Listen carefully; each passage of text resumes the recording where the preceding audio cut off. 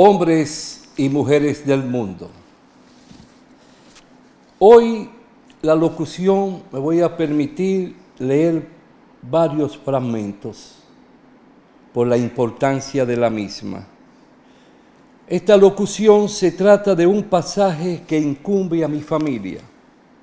No suele ocurrir de hacer público. Por su importancia y experiencias positivas, nos obliga a compartirlo contigo. Sucede que la semana pasada estuvimos en una ciudad que se llama Seattle, de los Estados Unidos, muy bella, por cierto.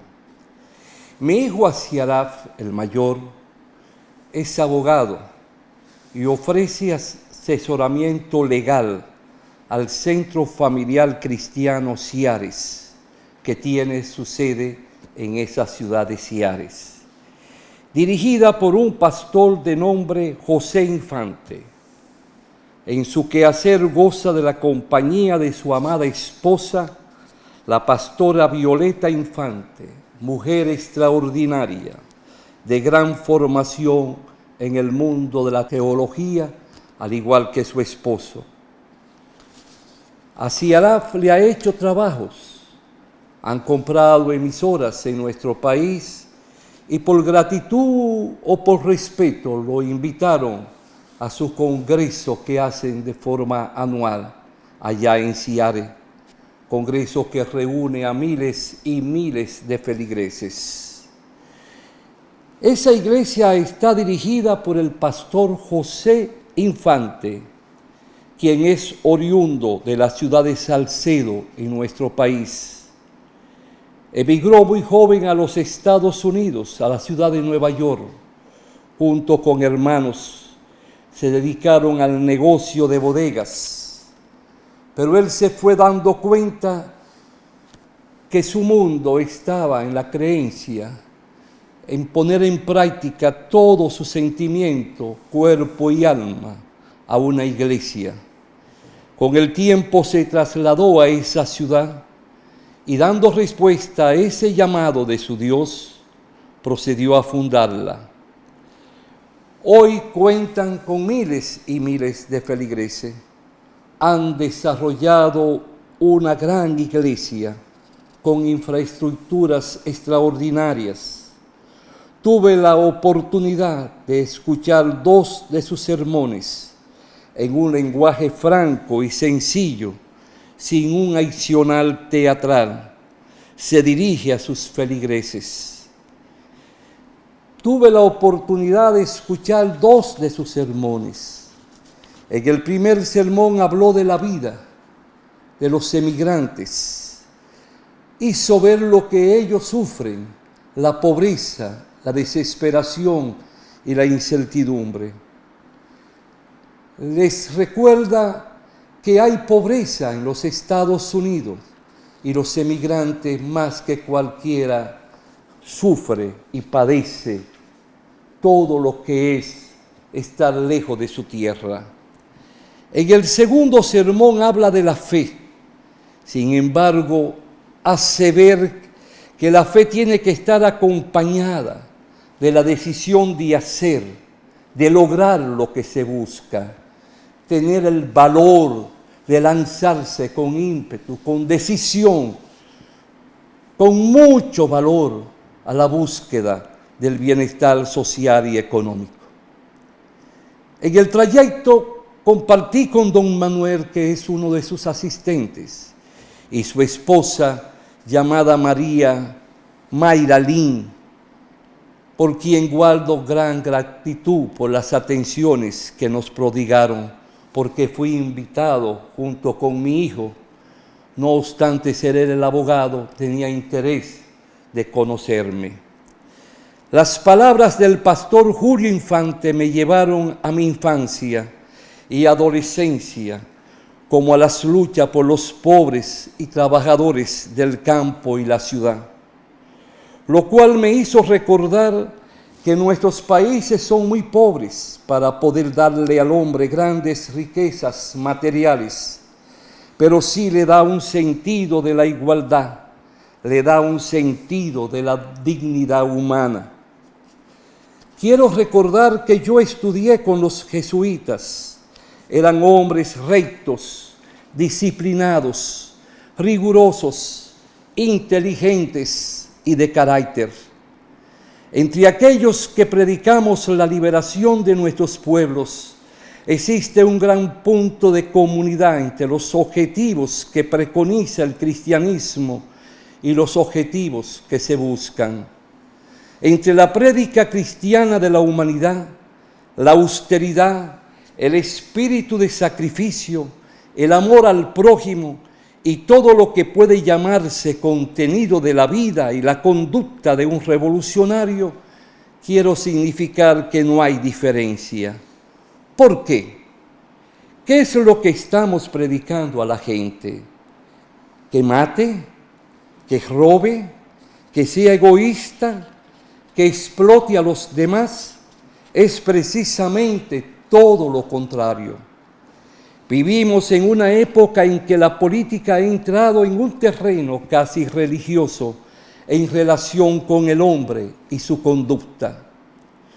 Cuánta admiración sentimos por esas monjas y cristianas de otras latitudes que trabajan en los hospitales, cuidando leprosos, tuberculosos y otros tipos de enfermos contagiosos. Hacen lo que nosotros queremos que haga un luchador por la dignidad de la patria. Observé que el pastor Infante se abraza de las prédicas del Jesús de Nazaret, del Hijo de Dios. De él aprende y cultiva el sacrificio por la humanidad, que es capaz de sacrificarse por los demás. En verdad, hace lo que yo quisiera hacer, por lo menos al final de mi vida. Lo digo con toda franqueza. Conozco de los principios cristianos y de las prédicas de Cristo, porque permanecí por espacio de 8 años, desde los 8 a los 16, en un colegio dirigido por los padres jesuitas. Tengo mi concepto de que Cristo fue un gran revolucionario. Ese es mi concepto. Era un hombre cuya doctrina toda se consagró a los humildes, a los pobres, a combatir los abusos, a combatir la injusticia, a combatir la humillación del ser humano. Yo diría que hay mucho en común entre el espíritu, la esencia de su prédica y la lucha por la liberación de los pueblos. Quiero que sepan que el contenido de la Biblia es altamente revolucionario. Yo creo que las enseñanzas de Cristo son altamente revolucionarias y coincidentes en absoluto con el objetivo de toda lucha política que tenga por norte la transformación política de un pueblo en pos de la liberación del pobre y de los trabajadores del campo y la ciudad. Escuchando al pastor Infante hablar a través de sus 2 prédicas, me di cuenta que conservo los principios de Cristo. No he renunciado a esos principios. Ellos me dan la esperanza y fuerza para seguir luchando, a sabiendas que Jesús inspiró su accionar en los pobres. Por eso, despide a los ricos con las manos vacías y da pan a los hambrientos. Aquí todos pueden dar el salto, todos podrían beneficiarse en la medida en que se comprenda que todo gobernante debe poner en práctica el principio humanista, que para bien de todos, primero están los pobres. La espiritualidad, quiero que sepan, no se refiere solo a nuestra vida espiritual. Se refiere al hombre todo, en su unidad espíritu-cuerpo. San Pablo llega a hablar de cuerpo espiritual, lo que nos suena contradictorio. El conocimiento espiritual es, en la Biblia, un conocimiento experimental. Solo se conoce, de hecho, lo que se experimenta. Esta división espíritu-cuerpo nos llega a través de la filosofía griega, que penetra en la teología cristiana a partir del siglo IV después de Jesús. Para los griegos, somos tanto más espirituales cuanto más negamos la realidad física, corpórea, material. En el Evangelio es la totalidad del ser humano lo que se llama a la vida en el espíritu, donde la materia toma cuerpo y razón de ser. Por tanto, la espiritualidad no es un modo de sentir la presencia de Dios, ni una manera de creer. No todo el que dice, Señor, Señor, entrará en el reino de los cielos, sino el que hace la voluntad de mi Padre que está en los cielos, dice Jesús. La espiritualidad, por tanto, es pues un modo de vivir, es la vida según el Espíritu. José Martí, el gran héroe y precursor de la liberación de Cuba, decía, cito, hacer es la mejor manera de decir. Para el cristiano, la mejor forma de creer es vivir. De nada vale la fe sin obras, como afirma Santiago. ¿De qué servirá, hombres y mujeres del mundo, el que uno diga tener fe si no tienes obra? El pastor Infante y la pastora Violeta hacen obras. No solo construyen edificios, motivan y despiertan conciencia, conversan con sus feligreses. No es un simple sermón, todo el accionar se convierte en diálogo, crea conciencia. En tal sentido, nuestro modo de vida es el resultado de lo que creemos. Las palabras del pastor Infante me llevaron al Nuevo Testamento, al recordar que el principal atributo de Dios es el amor. En su primera carta, el apóstol Juan es bastante claro. Carísimos, amémonos los unos a los otros, porque la caridad procede de Dios, y todo aquel que ama es hijo de Dios y conoce a Dios. Quien no tiene amor no conoce a Dios, puesto que Dios es caridad, termina la cita, versículos 4, 7 y 8. El pastor Infante se permite recordar a sus feligreses que no es de olvidar que Jesús es Dios, porque amó como solo Dios ama, y por eso no cometió pecados. Quiero que sepan que Jesús era un hombre no centrado en sí mismo, sino centrado en el Padre y en el pueblo. Esa concepción de un Dios amor funda una iglesia basada en la fraternidad, en la colegialidad y no en el autoritarismo. Me permite afirmar que es una concepción que lleva a los cristianos a descubrir la presencia de Dios en todos aquellos que, no teniendo fe, son capaces de actitudes de amor. Por tanto, Dios está presente, según el pastor, incluso en quien no tiene fe. Y Él se identifica históricamente con todos esos que más necesitan de nuestro amor, los oprimidos. Cuando Jesús dice, tuve hambre y me disteis de comer, tuve sed y me disteis de beber. En el capítulo 25 de Mateo se recoge ese pensamiento. Por tanto, el amor es necesariamente liberador. Una vez aclarada esta cuestión de Dios amor, un Dios que exige justicia y defiende los derechos de los pobres, es más fácil hablar de la espiritualidad de Jesús. Si consideramos los relatos evangélicos, vemos con claridad que la espiritualidad de Jesús no era la de la separación del mundo, de quien se aleja de lo cotidiano para servir mejor a Dios, de quien niega las realidades terrestres. Veamos que en Juan 17:15 pide al Padre que proteja del mal a sus discípulos sin sacarlos del mundo.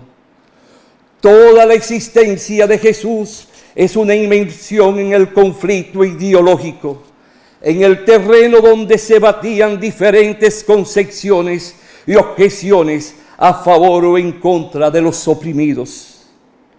Las prédicas del pastor Infante me remontaron a los 13 y 14 años, siendo un adolescente, al escuchar el sermón de uno de los padres jesuitas en la Basílica La Menor del Santo Cerro La Vega, que guarda relación con el conflicto entre el grupo de Jesús y el grupo de los fariseos, cuando los discípulos empezaron a recoger espigas un día sábado, estando prohibido dar accionar.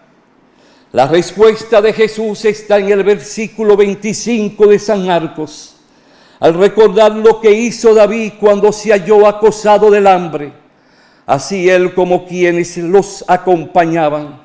O sea, la necesidad material del hombre, base fundamental de la vida, es lo más sagrado para Jesús. Para Jesús no se puede hablar de vida espiritual separada de las condiciones materiales de existencia. No hay nada más sagrado que el hombre, imagen y semejanza de Dios. El hambre de este hombre es una ofensa al propio Creador. El pastor Infante, con sus prédicas, me permite reiterar que en la línea de Jesús no hay nada más sagrado que el derecho a la vida. Por eso, Él alimenta a luchar para hacer realidad los objetivos de la familia bajo el manto de la estabilidad económica y social. El pastor está consciente de que, en la práctica, Jesús no separa las necesidades espirituales de las exigencias materiales de la vida humana. Basta remitirse a la parábola de la multiplicación de los panes, como se recoge en Marcos 6, 34-44.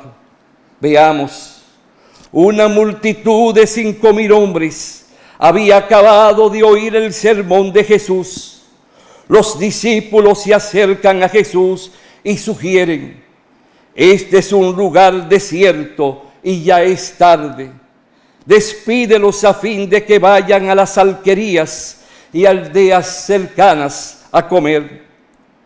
El hambre de un pueblo no será un problema de quien predica la vida espiritual, pero Jesús reacciona. Dice: dales vosotros de comer. Termina la cita.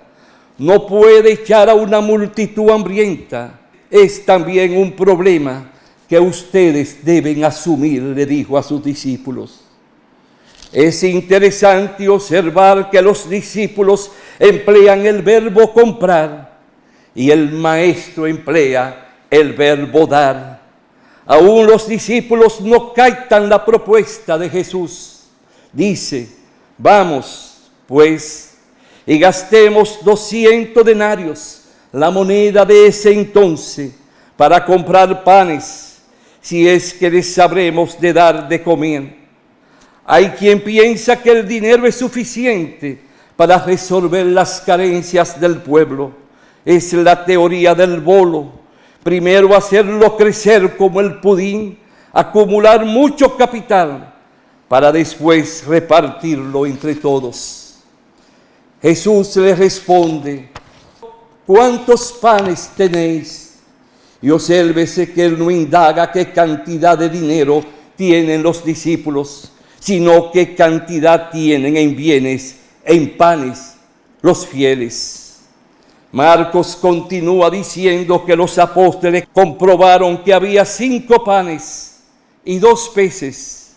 Así, sentándose en cuadrillas de cientos y de 50 en 50 para resolver sus problemas, el pueblo se organiza, se da el concepto de la solidaridad, de la disciplina y la organización. Jesús toma los panes y los peces y, levantando los ojos al cielo, los bendijo y partió los panes para que los discípulos hicieran la distribución. En todo el Evangelio, el reparto del pan es señal de la bondad del Padre y de la instauración de la fraternidad. El alimento está asociado a la plenitud de la vida. Hablar de traición a Jesús se resulta innecesaria. Para que Jesús padezca y muera en la cruz, no tiene que ser traicionado.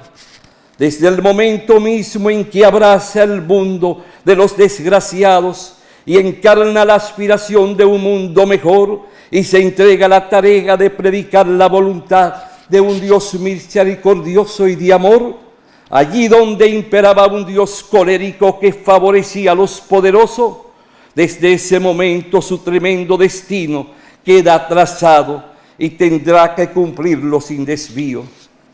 Los profetas que le han precedido lo supieron bien. Ahí está, contemporáneo con su caso, el de Juan el Bautista. Miles y miles de personas creyeron en él por la fuerza de pueblo que llevaba tras sí, porque hablaba la verdad llana a los potentados. Él era un poder y amenazaba con su sola presencia a los príncipes. Para hacerle preso y decapitarle no hizo falta un traidor. Jesús era peligroso para Israel, su poder económico y de clase religioso como para el imperio romano. Este dulce Jesús no actuaba a escondidas, refugiado en las lejanas montañas, sepulto en cuevas de las que tuviera que ser sacado mediante traición. No, su actuación era la luz del mundo, y en plena capital de Israel, allí bajo las arcadas del templo consagrada a Dios, este predicador tierno y amoroso había llegado de las entrañas del pueblo y de una región despreciada, y con él entró en Jerusalén una doctrina nueva de misericordia, bondad y piedad, del todo opuesta a la terrible, exigente y explotadora de los sacerdotes y fariseos. De súbito Jesús levantó esta voz completamente revolucionaria.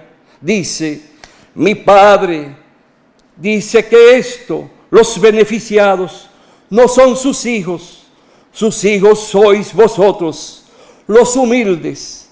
Por tanto, vuestro ha de ser su reino. Para estos están cerradas las puertas de este reino.